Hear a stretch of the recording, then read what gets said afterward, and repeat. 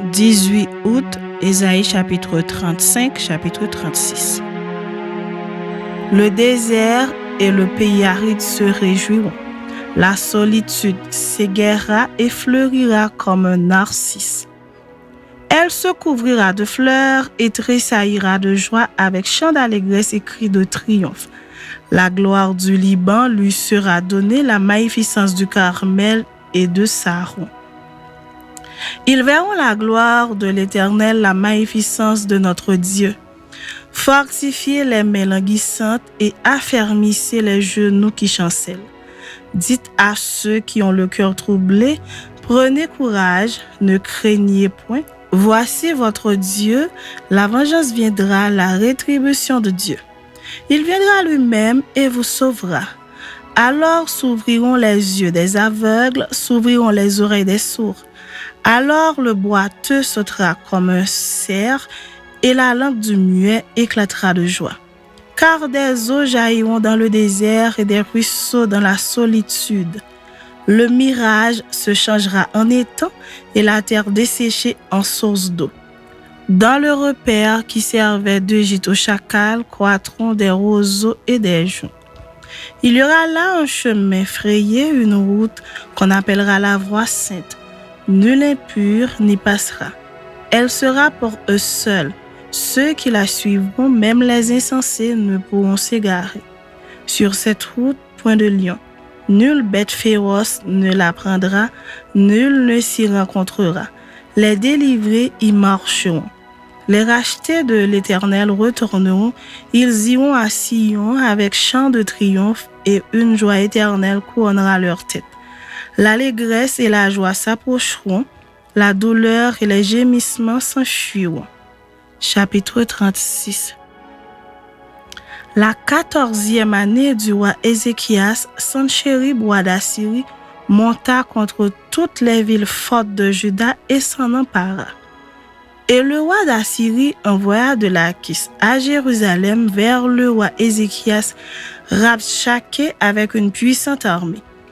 Rabshakeh s'arrêta à l'aqueduc de l'étang supérieur sur le chemin du champ du Foulon. Alors Eliakim, fils de Hilkija, chef de la maison du roi, se rendit auprès de lui avec Shebna, le secrétaire, et Joach, fils d'Azaph, l'archiviste.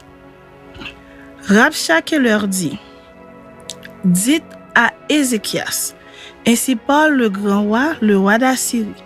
Quelle est cette confiance sur laquelle tu t'appuies? Je te le dis, ce ne sont que des paroles en l'air. Il faut pour la guerre de la prudence et de la force. En qui donc as-tu placé ta confiance pour t'être révolté contre moi? Voici, tu l'as placé dans l'Égypte, tu as pris pour soutien ce roseau cassé qui pénètre et perce la main de quiconque s'appuie dessus. Tel est Pharaon, roi d'Égypte, pour tous ceux qui se confient en lui. Peut-être me diras-tu, c'est en l'Éternel, notre Dieu, que nous nous confions. Mais n'est-ce pas lui dont Ézéchias a fait disparaître les hauts lieux et les autels en disant à Juda et à Jérusalem, vous vous prosternerez devant cet autel?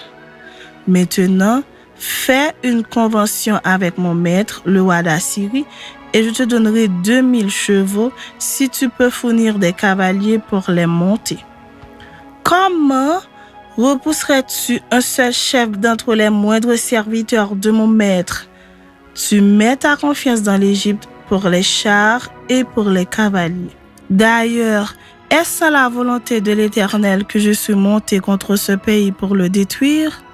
L'Éternel m'a dit, monte contre ce pays et détruis-le. Eliakim, Shebna et Joach dirent à Rabshakeh, parle à tes serviteurs en araméen, car nous le comprenons. Et ne nous parle pas en langue judaïque aux oreilles du peuple qui est sur la muraille. Rabshakeh répondit, est-ce à ton maître et à toi que mon maître m'a envoyé dire ces paroles? N'est-ce pas à ces hommes assis sur la muraille pour manger leurs excréments et pour boire leurs urines avec vous? Puis, Rabshakeh s'avança et cria de toute sa force en langue judaïque. Écoutez les paroles du grand roi, du roi d'Assyrie. Ainsi parle le roi, qu'Ézéchias ne vous abuse point, car il ne pourra vous délivrer. Qu'Ézéchias ne vous amène point à vous confier en l'Éternel en disant, l'Éternel nous délivrera, cette ville ne sera pas livrée entre les mains du roi d'Assyrie. N'écoutez point Ézéchias, car ainsi parle le roi d'Assyrie, faites la paix avec moi, rendez-vous à moi, et chacun de vous mangera de sa vigne et de son figuier, et chacun boira de l'eau de sa citerne, jusqu'à ce que je vienne, et que je vous emmène dans un pays comme le vôtre, dans un pays de blé et de vin, un pays de pain et de vigne. Qu'Ézéchias ne vous séduise point en disant, l'Éternel nous délivrera. Les dieux des nations ont-ils délivré chacun son pays de la main du roi d'Assyrie? Où sont les dieux de Hamath et d'Arpad? Où sont les dieux de Sepharvaïm? Ont-ils délivré Samarie de ma main? Parmi tous les dieux de ces pays, quels sont ceux qui ont délivré leur pays de ma main pour que l'Éternel délivre Jérusalem de ma main? Mais ils se turent et ne lui répondirent pas un mot, car le roi avait donné cet ordre, vous ne lui répondrez pas. Et Eliakim, fils de Hilkija, chef de la maison du roi, Shebna, le secrétaire, et Joach, fils d'Azaph, l'archiviste, vinrent auprès d'Ézéchias les vêtements déchirés et lui rapportèrent les paroles de Rabshakeh.